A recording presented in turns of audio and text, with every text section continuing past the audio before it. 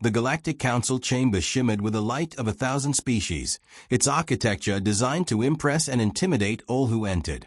The air carried a faint metallic tang from the translation nodes, weaving countless tongues into seamless comprehension. For all its grandeur, the chamber pulsed with a smug certainty, a belief in its own supremacy. At the center of it, robed in ceremonial silver, High Arbiter Thalen gestured toward the projection of Earth's blue sphere. Humans, Thalen declared, his voice smooth and resonant, have been admitted into this council as a gesture of unity, not as contributors to our military or strategic efforts. They are, at best, resilient labors. At worst, they are clumsy children fumbling with tools they scarcely understand. A ripple of laughter coursed through the delegates. Long-limbed Serikans clicked their mandibles in amusement, while the crystalline Orati refracted light in mocking patterns. To them, humanity was a curiosity, loud, awkward, and forever improvising in situations that required precision. The disdain was not unfounded. Reports filed by council observers documented humans tripping during diplomatic ceremonies, fumbling with alien technology, and showing excessive emotion in situations where composure was expected. On the galactic stage, where etiquette was as valued as weaponry, these traits were seen as weaknesses. Yet behind every dismissal lingered a note of unease, a whisper that perhaps the picture was incomplete. Only one voice in the chamber broke the chorus of mockery. Admiral Tavos of the Zoranthi fleet leaned forward, his full eyes narrowing on the projection. Laughter does not win wars. You may mock their lack of refinement, but I have studied their archives. Their history is painted in blood and patience. Archers of Agincourt, marksmen of Stalingrad, sharpshooters from deserts and jungles. These humans may appear unrefined, but their skill in long-range warfare is unlike anything in this council. The chamber quieted, more from surprise than respect. Tavos was no fool. His campaigns against the Verak Dominion had earned him scars across his chitinous frame. His words carried the weight of survival, not theory. But the High Arbiter dismissed him with a wave. Outdated records. Kinetic projectiles, bows, powder weapons. What relevance do they have when plasma and antimatter dominate the battlefield? Tavos did not argue further, but his silence was heavy, coiled with tension. The Council's ridicule of humanity might have continued unchecked, but the galaxy itself offered no mercy for arrogance. The Verak Dominion had pressed into contested space once again, their warships carving swathes of destruction across frontier systems.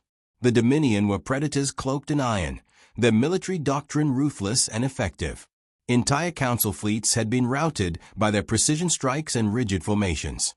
In the last engagement, an Orati dreadnought had been reduced to debris within minutes, its crystalline hull shattered under coordinated fire. The council was desperate for solutions, but unwilling to admit weakness.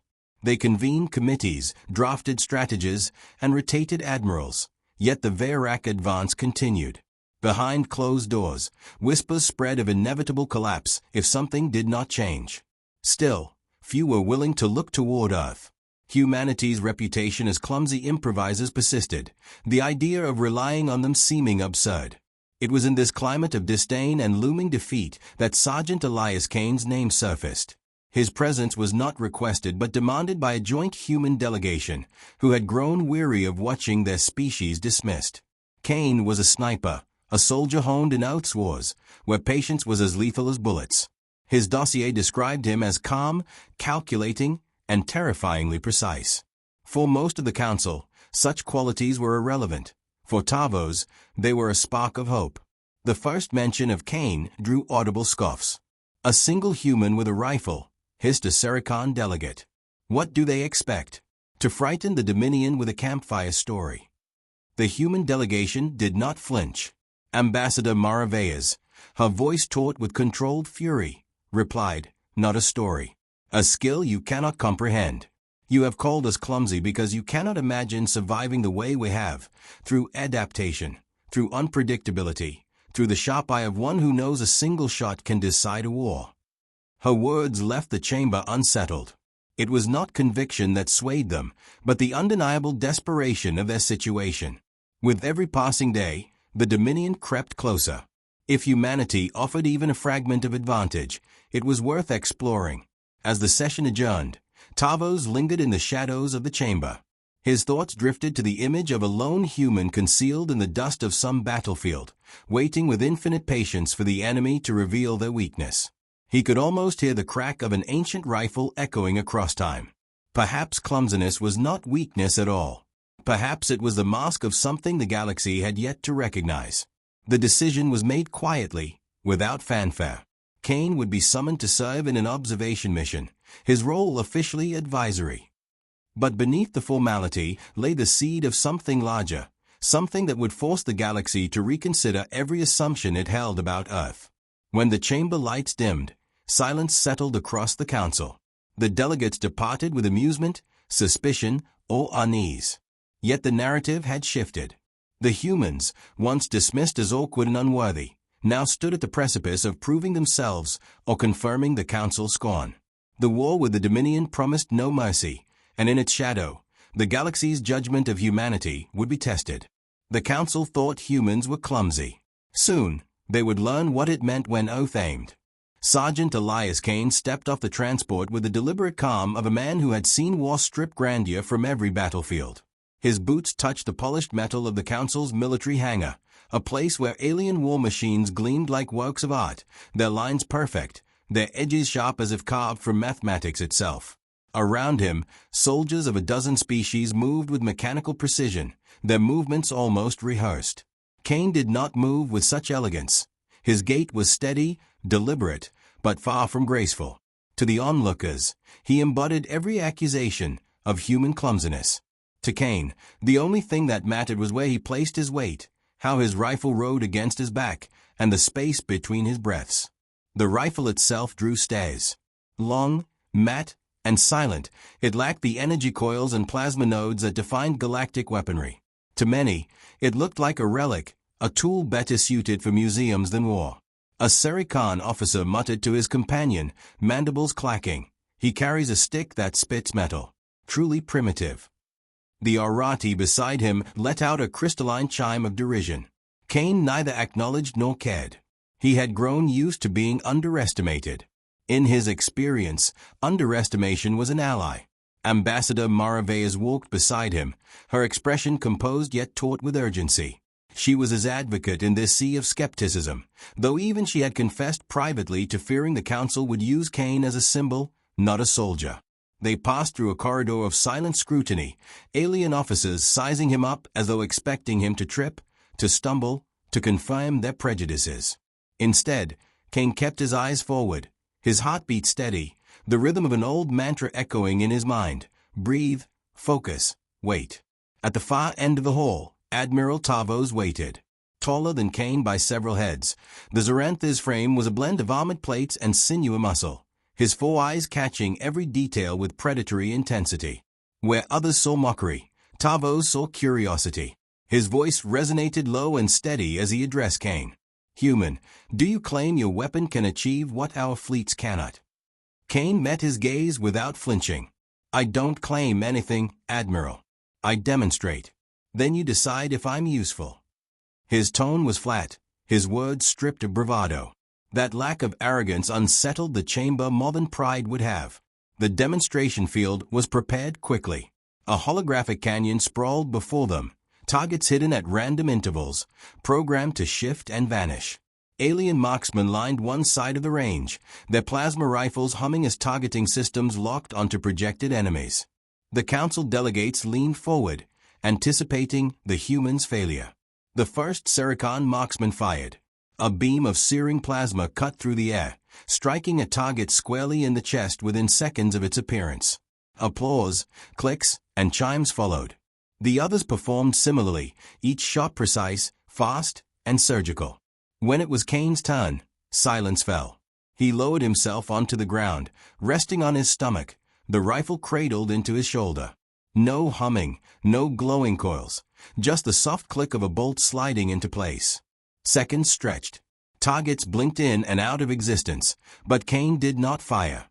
Some delegates exchanged smikes, whispering about hesitation.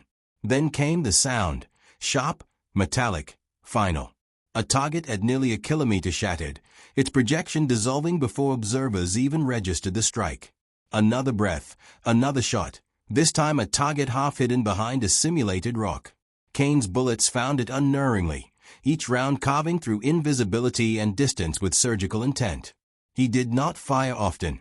He fired when he was certain, and when he fired, the result was absolute. The alien marksmen grew restless, their precision seeming less impressive beside the human's uncanny patience. Kane did not empty magazines or overwhelm the field with fire. He made every shot feel inevitable, as if the targets had been marked for death long before his finger brushed the trigger. By the end of the exercise, not a single projection remained. His rifle's barrel cooled in silence. A murmur swept the chamber. Delegates leaned in, no longer laughing. The Arati delegate who had mocked Kane earlier whispered, "How does he see them?" Tavos answered quietly, not to them but to himself. "He doesn't see. He waits until they reveal themselves." Kane rose slowly, dusting himself off with unhurried hands. He did not bask in their astonishment. His expression was the same as when he had entered, focused, calm, faintly distant. To him, this was not spectacle but routine. The field was predictable, he said simply. Real battle won't be. But principles stay the same. Patience, concealment, control. You let the enemy think they are safe. Then you take that away. For the first time, silence in the chamber carried weight. The council, so quick to dismiss, now felt the shadow of unease. It was not just the accuracy that unsettled them, but the philosophy behind it. To wait unseen, to strike without warning, to let silence itself become a weapon, that was something alien to them. Their wars had always been fought with grand fleets, bright weapons, and overwhelming force. The idea of one soldier changing the tide with patience and precision rattled their assumptions. Tavos stepped forward, his eyes fixed on Kane with the intensity of a predator recognizing another. "You are not clumsy," he said at last. "You are disquieting." Kane gave a faint shrug. "Call it what you like. I call it doing the job." Ambassador Veyes exhaled, the tension in her shoulders easing only slightly. She could feel the shift in the room, subtle yet undeniable. Humanity was no longer dismissed outright. They were something else now, something the council could neither categorize nor ignore. The session concluded, yet the unease lingered. Delegates departed with new thoughts, new fears. The war with the Verac Dominion loomed larger than ever, and for the first time, some wondered if humanity's strange, unsettling methods might hold answers the council could not find on its own. Kane returned his rifle to its case with the same care he might use for an old companion. His face betrayed nothing, but inside, he carried the familiar weight of what lay ahead. He had not been summoned to prove himself in a training hall. The true test would come soon, on a battlefield where waiting meant survival, and precision meant victory. The galaxy had only seen a glimpse. The war would show them the rest.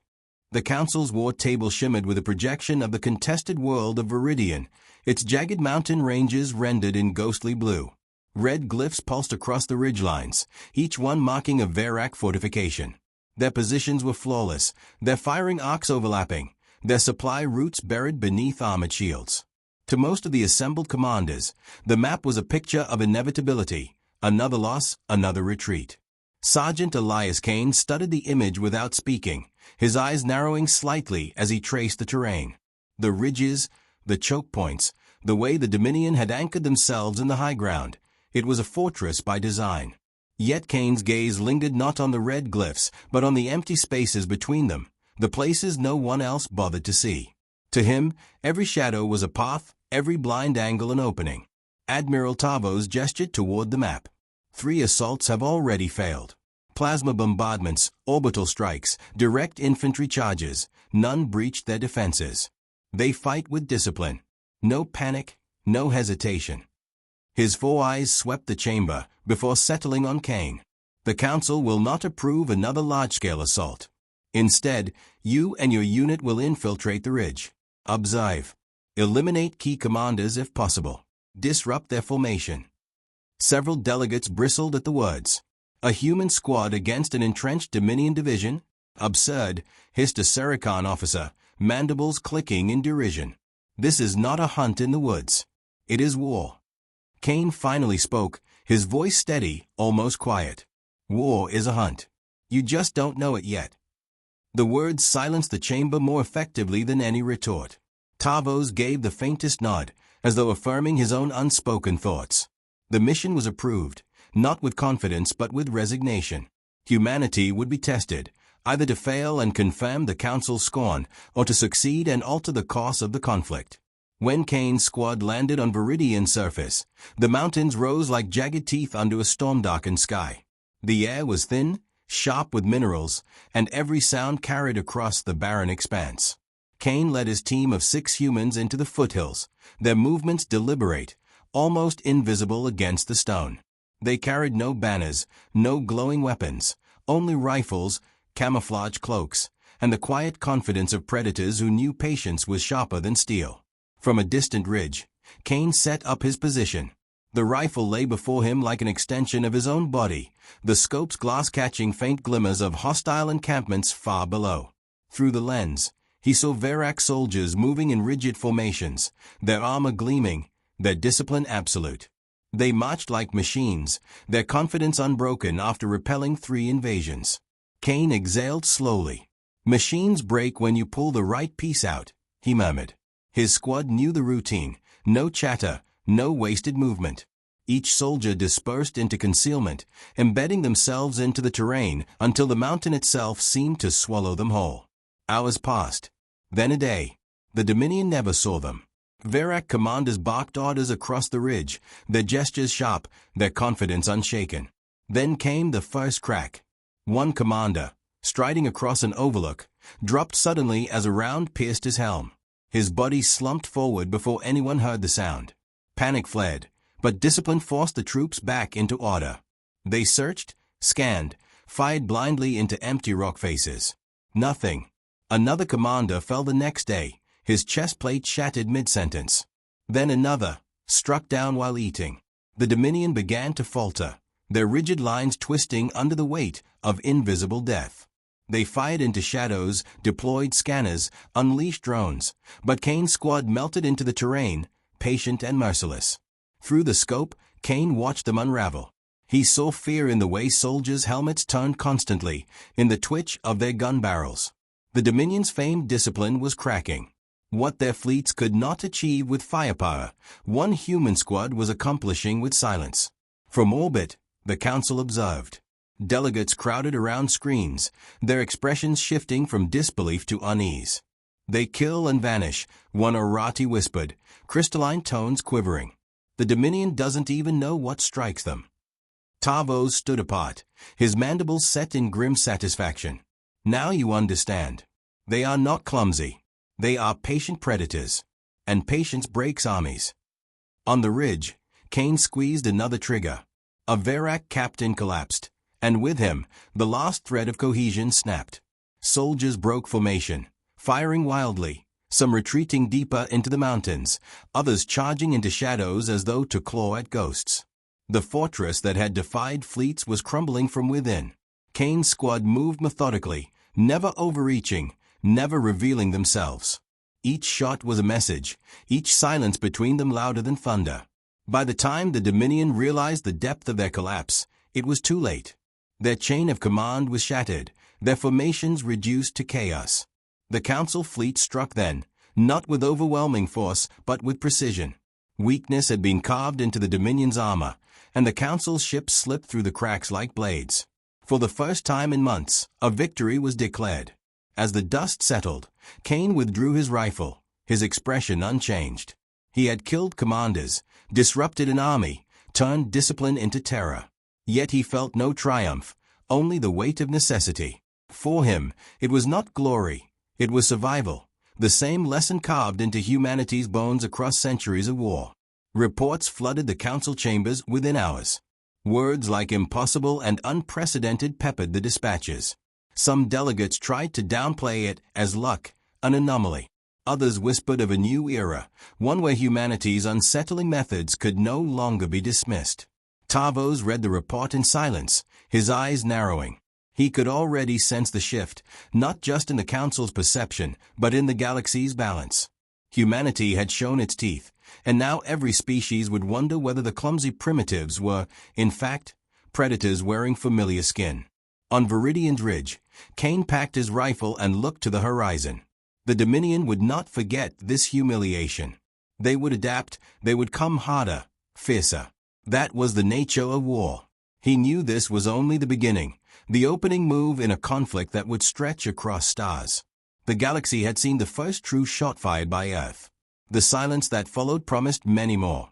The victory at Viridian echoed across the galaxy, not as a triumph of fleets or the crushing weight of numbers, but as a whisper, an unsettling reminder that war could be decided by silence and patience. The Council, so accustomed to grand strategies and gleaming weapons, struggled to frame the reports in language that did not undermine their pride. The official record credited the success to combined tactical efforts, but among soldiers and commanders who had seen the Dominion scatter in fear, another name took root: the Ghost of Earth. In the council chamber, debate turned heated. Crystalline orati refracted hard beams of disapproval, their tones sharp as glass. One human sniper and his squad do not change the balance of power. This was an anomaly, a stroke of luck against complacent foes. Their protestations carried more fear than dismissal, though none admitted it openly. A Serikan general snapped his mandibles in agreement. If humans wield such unpredictable methods, what prevents them from turning these skills against us? Do we welcome predators into our midst, or do we keep them at arm's length? Ambassador Maraveas stood firm, her voice honed with the steel of vindication. You dismissed us as clumsy primitives. Yet when your fleets failed, our methods succeeded. We do not ask for your praise, only your recognition that humanity fights differently, and that difference is now part of your survival. Her words split the chamber. Fear warred with necessity, arrogance with pragmatism. Some saw in humanity a weapon to be wielded, others, a danger to be contained. Tavos remained silent for most of the discourse, his four eyes watching as posturing disguised unease. When he finally spoke, the room quieted. You call them predators, as if it were condemnation. But predators endure where prey is slaughtered. Perhaps that is what this war requires. Meanwhile, Kane returned to his quarters aboard the fleet carrier, his presence both celebrated and quietly avoided. Alien officers passed him with restrained courtesy, eyes lingering on the rifle slung across his back, as though the weapon itself were alive. He did not revel in their awe. Instead, he cleaned the rifle with practiced motions, each movement deliberate, almost ritualistic.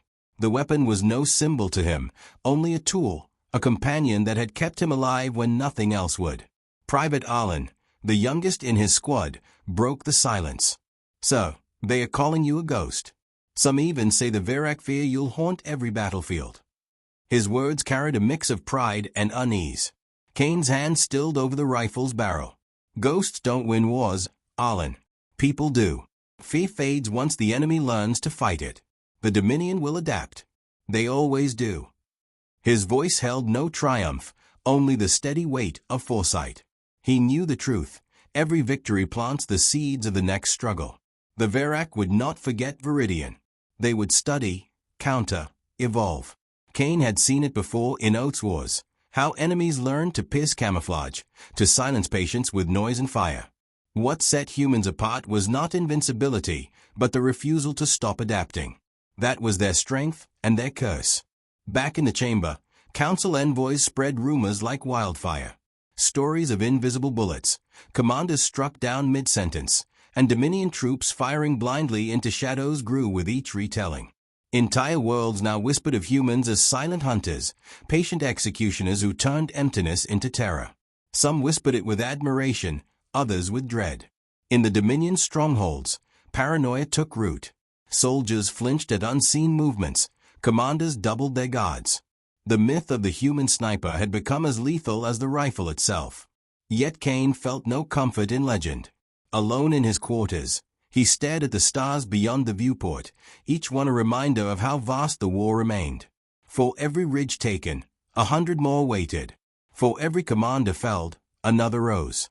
He wondered how many more shots he would fire before the galaxy realized the truth, that humanity's strength was not in weapons, but in the burden of always finding a way to survive. The council reconvened weeks later to plan their next moves. The Virak had pulled back from Viridian, but reports confirmed their fleets were consolidating, preparing for a counteroffensive. The Council, desperate to capitalize on their brief momentum, debated strategies with renewed urgency. The human delegation listened in silence until Mara Veyes spoke. If you wish to hold the line, you will need more than fleets and fire. You will need soldiers who can turn fear into fracture, who fight in ways your enemies cannot predict. That is where we excel. An Arati delegate snapped back, crystalline tones sharp as blades. And when the war is over, what will restrain these predators you unleash? The question hung like a blade in the chamber. Some saw it as paranoia, others as foresight. For Kane, who waited outside the hall, it was neither. He knew the answer, though no council delegate would ever accept it. Nothing restrained predators but themselves. Humanity had learned that lesson painfully, across centuries of blood and fire. When the session adjourned, Tavos approached Kane directly. The Admiral's voice was low, his mandibles clicking softly. They fear you, human. Not just the Dominion. The Council as well. Kane regarded him steadily. Fear's not what wins wars. Understanding does. If they keep laughing at what they don't understand, they'll keep losing.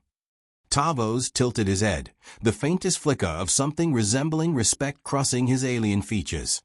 Perhaps. But fear is a weapon too. And right now, it is yours to wield. Kane said nothing. He turned his gaze back toward the endless stars, where battles yet unseen waited. The Dominion would come, fiercer and smarter. The Council would squabble, torn between fear and need. And he, rifle in hand, would do what he had always done. Wait, watch, strike when the moment demanded. The galaxy had misjudged humanity once. Now it whispered of them with caution, as though afraid to speak too loudly lest the silence answer back. Kane knew this was only the beginning. A single mission had unsettled the balance, but wars were not won with whispers alone. They were won by those willing to endure, to adapt, to carry the weight of survival even when glory had long faded. The Council thought humans clumsy. The Dominion thought them fragile. Both would learn, in time, that Earth's greatest weapon was not the rifle, nor the man who carried it, but the relentless will to strike from the shadows until even the stars themselves held their breath. The Dominion did not remain silent for long. From the ashes of Viridian, their fleets surged outward with renewed ferocity, their discipline sharpened by humiliation.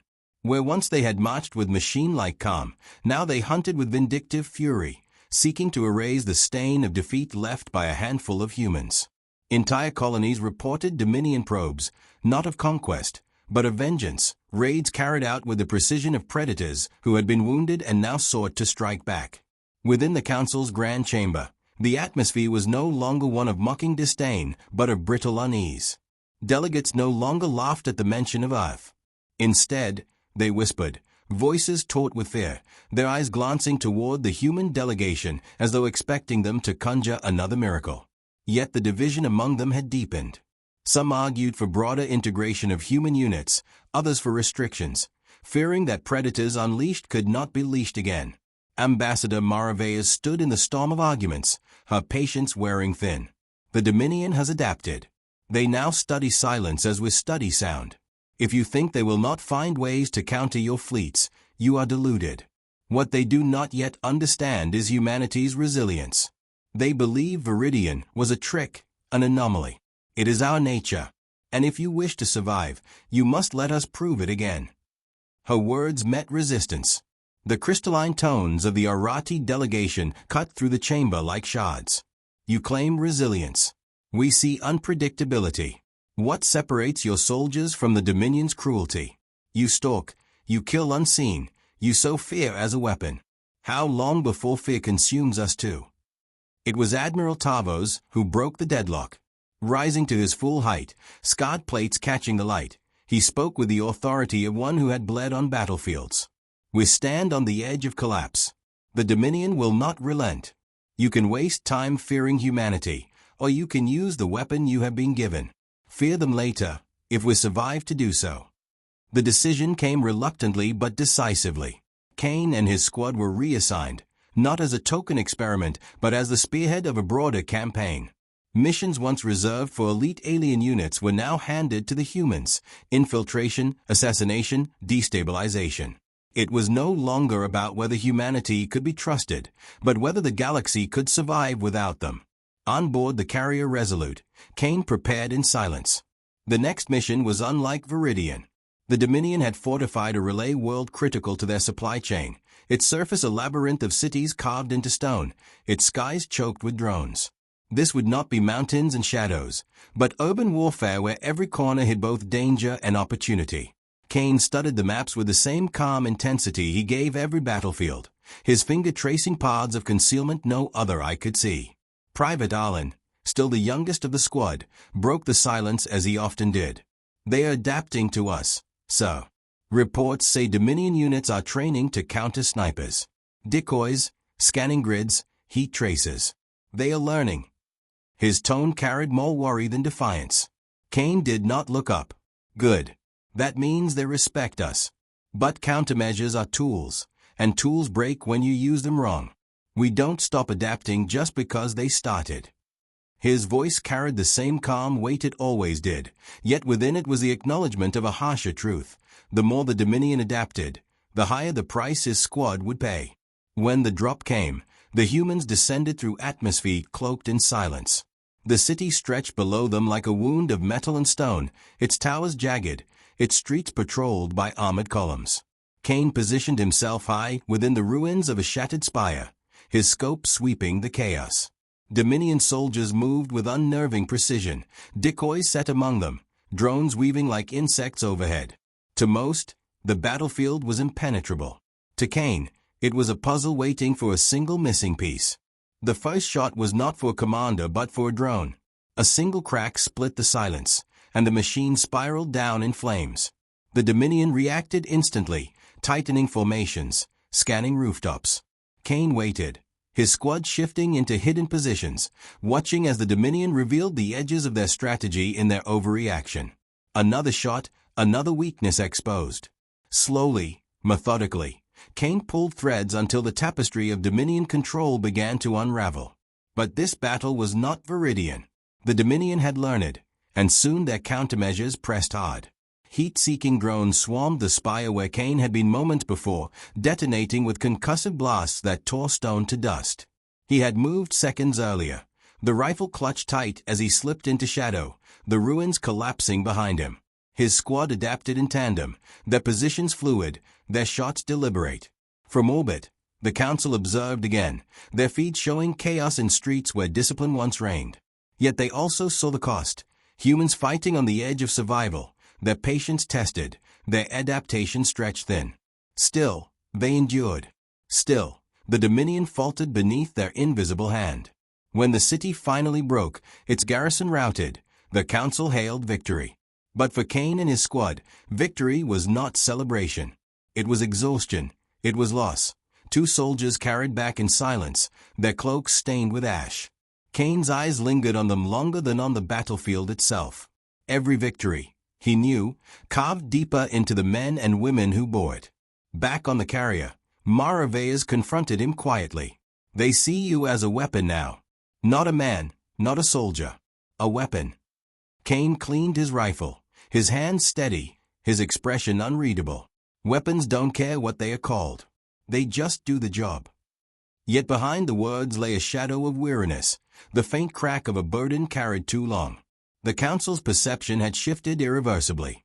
Humanity was no longer dismissed as clumsy. They were no longer even merely feared. They were essential, and in that necessity lay both power and peril. For every world saved, whispers grew louder. What would humanity become when the war was over? Could predators live among prey without turning on them? The Dominion had been blooded, but not broken.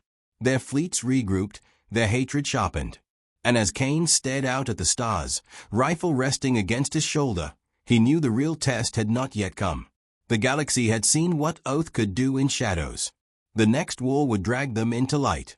The Dominion struck harder than before, their vengeance no longer measured but rabid, driven by the need to erase the humiliation etched into their record. Worlds near the frontier burned under their relentless assaults, each victory of humanity followed swiftly by reprisals that tore through unprepared colonies. Fear spread not only among the council species but within human ranks themselves, whispers of whether their skill had drawn more doom than salvation. Yet beneath the fear lay a grim resolve. Retreat was no longer an option. Kane's squad was summoned again, though this time the mission was not simply to sabotage or assassinate, it was to defend. The Dominion had chosen a target of staggering importance, Tethra Prime, a council stronghold that housed a fleet dockyard and supply nexus. If it fell, the wall would tip irreversibly in their favor. The council dispatched fleets, legions, and weapons beyond counting, yet when the plans were unveiled, all eyes turned once more to the humans. Their task was not to lead an army into glory, but to hold the shadows of Tethra's sprawling undercity, to deny the Dominion the chance to destabilize the defense from within. Kane accepted without ceremony, though the weight in his gaze grew heavier. He understood more than the delegates did. The Dominion would come expecting him. Every ambush, every trick he had played, every whisper of terror sown into their ranks, they would anticipate it now. This would not be a contest of surprise, but of endurance.